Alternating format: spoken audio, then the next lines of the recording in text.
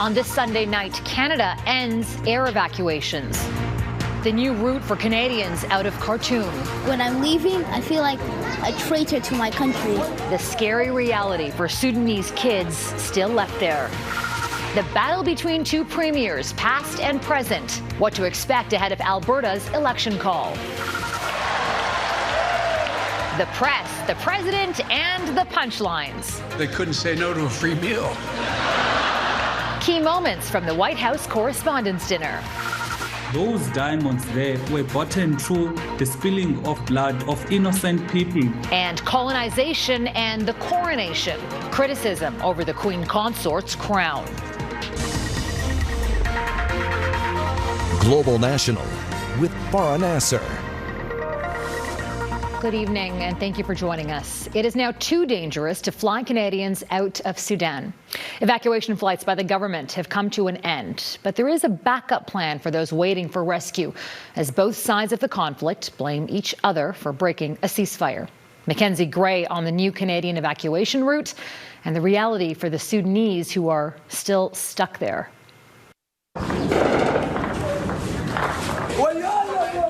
Gunshots sending students scattering in the Sudanese capital. A scene playing out across the city as fighting between the military and the Rapid Support Forces militia continues. The Canadian Armed Forces were able to get out 2 flights from Sudan last night, but they're likely the last from the capital. Because of the dangerous conditions and in concert with decisions made by our allies, no further Canadian flights are planned from the Wadi Sedna airfield. The dangerous conditions seen from the sky. Our pilots on night vision goggle were able to see small arms exchanges as they approached. For Canadians needing evacuation from Khartoum, Global Affairs is providing 2 options: shelter in place or make a risky 30-hour journey by road to the port of Sudan. Dangerous ground move, understanding that there are roadblocks, that there are roving bands of RSF fighters. And if evacuees make the treacherous journey to the port, their departure plan isn't clear. The chief of the defense staff said Canada has both air and naval assets in the area, but the city is packed with other desperate foreign nationals looking to get out. Sometimes I just feel like when I'm leaving, I feel like a traitor to my country. I'm leaving them in all this pain while I'm going to go and have joy. I feel like sometimes you feel like a traitor for doing that. I don't know why. But staying behind could be a death sentence for many Sudanese. The United Nations estimates that before the fighting, 15 million people needed assistance, and that number has likely increased, with water and food in short supply. Before the crisis, we had 610,000 children who were being treated for severe acute malnutrition. Foreign Affairs Minister Melanie Joly has traveled to Kenya to help coordinate the effort to get out the roughly 230 Canadians that have asked to be evacuated from Sudan. Farah? A frightening situation for those who are still there. Thank you, Mac. Now, while I have you, any movement on the federal workers' strike front? Yeah, both sides are still at the table right now trying to hammer out a deal. And as we talked about yesterday, the feds have said that their most recent offer is their final offer. The Public Service Alliance of Canada has said that that federal government proposal made progress on wages and job security, but no word on working from home, which is a major issue for a number of union members. Now, the picket lines have been operating on regular government office hours, so there's no protesting here on the weekend, Farah. But if there isn't a deal by tomorrow, the union says that they're going to increase their escalations by sending in 20 busloads of picketers from Montreal up here to Parliament Hill because it's International Workers' Day. And they're saying there just won't be delays here on the Hill either. PSAC said in an email to their members that they're planning on expanding locations where there could be disruptions. So we'll see how those disruptions could change the tone of the table. But Farah, there is one other key issue to watch for. And if there's no deal, the Prime Minister is headed to London on Friday for the coronation for the King. Justin Trudeau got a lot of heat last time from the opposition on going to New York where there was a strike on. So that could put more pressure on the feds to get a deal done, or Farah, potentially legislate them back to work. We'll be watching. Mackenzie Gray in Ottawa. Thank you, Mackenzie. To Alberta now, it's 2 major political parties, the United Conservatives and the provincial NDP, are getting set to fight for the votes of Albertans as the provincial election campaign kicks off tomorrow.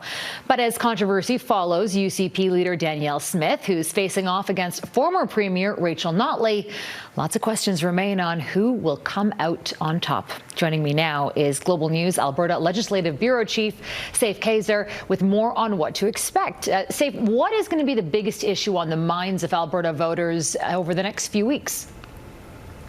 So far, we've seen several polls now come out, and the two top issues for both NDP and UCP supporters have been the cost of living crisis we're in, also improving health care. So we've seen promises from both Rachel Notley and Danielle Smith addressing both of these things. It's been a big part of Smith's last 7 or 8 months as premier here, and now heading into the election, she's making more cost of living promises.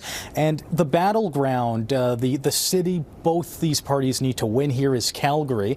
And when we look at Calgary and we look at Edmonton, the major issue that we're seeing in both those cities is increasing crime and violence and drugs in the downtown core. So we're seeing, again, both Notley and Smith addressing both those issues and how they would solve it if they were to be elected. And say this also comes down to character. I mean, the UCP has been in power for 4 years now. Smith has only had the top job for a few months. Does either of them have an edge right now in this race? So polls we're seeing, they're pretty neck and neck. What it comes down to, like you said, it's character. It's going to be defending records. So Notley was in power for 4 years, and then the UCP in power for 4 years. Smith in power for about 7 or 8 months since October. That's when she was sworn in. So it's going to be a lot of the opposition. So the NDP bringing up what the UCP has and hasn't done while they were in power, and vice versa. The UCP bringing up what the NDP have or haven't done when they were in power. So it's going to be a lot of this back and forth throughout the election. These two parties throwing jabs at each other, trying to sort of discredit the other person. So it'll be a lot of that. But one interesting note that I found is Alberta has broken the record now for having the most female premiers out of any province in Canada. We're at 3, and no matter what happens this election, the next premier will also be female. Yeah, that's something to celebrate for sure. Still, there's a deep divide in the province of Alberta. Safe Kaiser in Edmonton. Thanks, Safe. And Elections Nova Scotia will make history this spring when it allows voters in a Halifax by-election to mark their X on a tablet. It will be the first use of an e-ballot anywhere in Canada, which ideally should help deliver results faster and more accurately. Our chief political correspondent David Akin reports election authorities and political parties will be watching closely as concerns linger around relying on machines rather than people to process ballots. With the tap of a tablet, Nova Scotia will be leading the way. The Preston by-election will be our first opportunity to use e-balloting for early voting, which we are very excited about. In fact, the Preston by-election will be the first use of e-balloting in Canada. The by-election in the Nova Scotia riding of Preston has yet to be called, but when it is later this spring, Elections Nova Scotia will let a voter mark their X on a tablet at advanced polls only, an innovation that means an election night final count can be produced in minutes rather than hours. It's an evolution of politics. There was a time when we voted by raising a hand in a room, so there's always going to be people that want to change and to advance things and to make things easier. And indeed, elections authorities across the country have been cautiously exploring inserting digital technologies into the voting process. One big concern I have is if it's a tight race and a certain party loses, them coming out and questioning the results of the election, saying, election denialism, something that we saw big in the United States. I'd hate to see that here in Canada. So far, Elections Nova Scotia is alone with its e-ballot initiative, though most elections authorities contacted by Global News said they are watching Nova Scotia's experiment closely. For now, digital technology, where it is used in elections, is most often used to process paper ballots. Specialized machines have been used to scan and count votes in BC, Alberta, Ontario, New Brunswick, and, for the first time this fall, in Manitoba. In those jurisdictions, as in Nova Scotia, due care is taken to ensure the systems are hacker-proof. We have created an infrastructure that sort of creates it as an isolated system so that it isn't visible through public means. And that in all cases, a good old-fashioned paper ballot also exists in case e-ballots or e-counters fail. The thing with the tabulating machine, those seem okay as long as we have a backup, as long as there's a paper backup that you can point to if you need to audit that result. As for Elections Canada, over the last decade, it's done a number of studies on vote processing technology, and right now its conclusion is that a vote cast by a human being and a vote counted by a human being is still the best technology to secure an election. That said, it too will be watching the experiment from Elections Nova Scotia.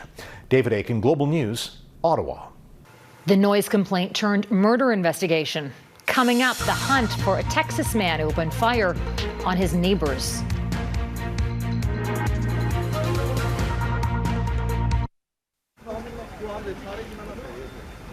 In India, at least 11 people are dead and several more are hospitalized after a gas leak at a factory in the northern state of Punjab. Authorities evacuated the entire area. There's no word from officials on what type of gas leaked or what caused it. In Texas, police say a suspect wanted in a mass shooting Friday is armed and dangerous and still on the loose. What started as a dispute between neighbors over noise ended with 5 members of the same family shot execution style. Mike Armstrong reports, but first a warning. The details in this story are disturbing. Enough time has passed that the county sheriff admits the suspect could be anywhere. The shootings took place in the small town of Cleveland, Texas, but it's only about 50 kilometers from Houston. Police believe the suspect, 38-year-old Francisco Oropesa, still has a weapon and are telling the public if they see him not to approach. There's always a danger when you've got a guy that's just shot 5 people in the head, execution style. According to people living in the neighborhood, the gunfire Friday night wasn't out of the ordinary. People would often shoot into the air or at targets, even late at night. Well, Friday night at about 11:30, one family asked a neighbor to stop shooting. One of the victims came out of the house and said, hey, we have a small baby that's trying to sleep, and the man said, I'll shoot out in my front yard, do what I want to in my own residence. Moments later, police say the suspect, likely intoxicated, went next door. He entered the home and started shooting. Officers had already been on the way to the neighborhood for a harassment call. They ended up finding a massacre. 4 adults were found dead at the scene. An 8-year-old boy was airlifted out and declared dead at hospital. 2 children were found in the home alive, but under the bodies of adults. They appear to have been shielding them from the gunfire. One man who escaped told reporters Saturday both his wife and son had been killed. We're asking everyone for your help. There are now more than 200 officers involved in the search. There's also an $80,000 reward. Now, the victims were all originally from Honduras. There were 10 people living in the house. 5 had just moved in earlier in the week. Mike Armstrong, Global News. Severe weather created terrifying scenes in southern Florida Saturday after a powerful tornado struck the area. Oh my God. Holy. Cars flipped over like toys as the tornado, clocking wind speeds at around 160 kilometers an hour, ripped through the city of Palm Beach Gardens. Despite the damage, there are no reports of any injuries. It comes as multiple storms slammed the state this weekend, bringing heavy rain, hail, and high winds. Ahead, a North American trilateral approach to fighting the fentanyl crisis, the commitments, the capabilities, and the concerns about the relationship between the 3 North American countries. It's great the cable news networks are here tonight. MSNBC owned by NBC Universal. Fox News owned by Dominion Voting Systems. The U.S. President Joe Biden poking fun at Fox News last night at the annual White House Correspondents' Dinner. A reference to the network's $787.5 million defamation settlement to Dominion Voting Systems this month. The occasion is known for its jabs at Washington and the reporters who cover it, but Biden also took a more serious tone, attacking what he characterized as an extreme press. Lies told for profit and power. Lies of conspiracy and malice, repeated over and over again, designed to generate a cycle of anger, hate, and even violence.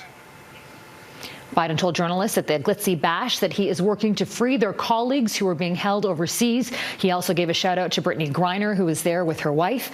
The professional basketball player was recently released from Russian detention over a drug charge. Canada, the U.S. and Mexico are embarking on a new trilateral approach to combating the fentanyl overdose crisis. Senior U.S. officials will soon be in Ottawa to talk about how to curb the trade. But as Neethu Garcha reports, the coordination comes with its own diplomatic challenges. They've recognized fentanyl as the foremost drug threat in North America, and now Canada, the U.S. and Mexico are finding new ways to fight it together. What this trilateral, committee is going to be working on is, really look at all aspects of this crisis and really start to address each one specifically. In January, Prime Minister Justin Trudeau, along with the U.S. and Mexican presidents, called for the formation of a senior-level fentanyl committee. If we do eventually try to find solutions for synthetic opioids, they will find other drugs. Mike Sear with the Canadian Association of Chiefs of Police Drug Advisory Committee says fentanyl is being produced in labs across Canada at growing rates, and the Trilateral Committee can help identify and address the precursors. And our job is to disrupt them. Senior officials with the Biden administration are set to travel to Ottawa to meet with their Canadian counterparts in the coming weeks to discuss strategies on cracking down on fentanyl, and they're calling on countries around the world to join their conversation. The United States and Canada committed to build a new global coalition against synthetic drugs. This coalition will launch this summer. But the crisis has left the U.S. and Mexico on the brink of what some experts say could become a diplomatic crisis between the two countries, pushing back against U.S. criticism of his record on cracking down on trafficking of the lethal drug. Mexico's president said more fentanyl enters the U.S. and Canada. Where the rubber meets the road, on all of these is in how things actually work on the ground. Getting additional trade data and import data and financial records can really make some tremendous gains in the criminal investigations. The Canadian Drug Policy Coalition says prohibition is the problem. There's no evidence behind why we've chosen to regulate some drugs over others. Something other than prohibition and criminalization is what we need to be moving towards. Experts agree the trilateral security discussions focused on the fight against fentanyl sends a clear message about the shared threat and shared responsibilities in responding to it. Neethu Garcha, Global News, Washington. Next, coronation controversy, the stone that will be absent from the Queen Consort's crown and why its replacement is opening up old wounds. The coronation of King Charles is less than a week away, and Camilla, the Queen Consort, will be wearing Queen Mary's crown as she's crowned alongside her husband. This marks the first time in recent history a Queen Consort will wear an existing crown for a coronation. And with it comes controversy, but not for the upcycling, for the diamonds dazzling it. This 105-carat stone is considered one of the most powerful symbols of conquest. The Koh-i-Noor diamond's light is as stunning as its history. Shrouded in controversy, some even say it's cursed. For centuries, the Koh-i-Noor was looted and bartered through bloody battles spanning a series of kingdoms. It was given to Britain as part of a treaty in the 19th century between the Maharaja, the ruler of the Sikh Empire, and Queen Victoria. But the Maharaja was a child. There are questions about how the conditions of this treaty were negotiated. The Koh-i-Noor was first set in Queen Mary's crown and later replaced with a replica. The original was moved to the Queen Mother's crown, where it is now. After the death of Queen Elizabeth II, India renewed calls for the diamond's repatriation. Camilla, the Queen Consort, has chosen to swap the contested jewel in her coronation crown with one from South Africa. They're using the Cullinan diamonds, I say plural because they were cut from the largest diamond ever found on Earth. While the Cullinan isn't the same symbol of plunder, the original stone, uncut, the size of a human heart, was mined on stolen land and gifted to King Edward VII by South Africa's colonial government. Those diamonds there were gotten through the spilling of blood of innocent people whose only crime was, firstly, that they were native to that country. Some in South Africa believe the stone is a symbol of Britain's exploitation and its lasting impact that led to deep racial inequality. It is very important that the previous colonizers and the current colonizers, they need to take responsibility. Otherwise, there will never be justice. Instead, the stone will be in the spotlight on Coronation Day. Isn't it a farce that it was Indian diamond, now they have South African diamond? So what is the difference between India and South Africa? Not this colony, but that colony. This coronation comes at a critical time for the monarchy, and those close to the king say he understands that. And when I think of the king, I think of someone who's consistently thinking about how do I reach out, how do I build a bridge, instead of how do I divide. The tale of these two stones may be a start. An exhibition opening less than 3 weeks after the coronation at the Tower of London has the Koh-i-Noor and its history at the center. How clear the stone's story will be told is the question. And Global News will have special coverage of the King's coronation on May 6th. Donna Friesen will be live in London at 5 a.m. Eastern, 2 a.m. Pacific, right here on Global. And that's Global National for this Sunday night. I'm Farah Nasser, and on behalf of our whole team here, I want to thank you so much for spending part of your evening with us. Tonight's Your Canada is these Canada geese in Saskatoon. We love seeing your Canada, so please keep emailing us your photos to viewers@globalnational.com. Until tomorrow, take care of yourselves and take care of each other. Good night.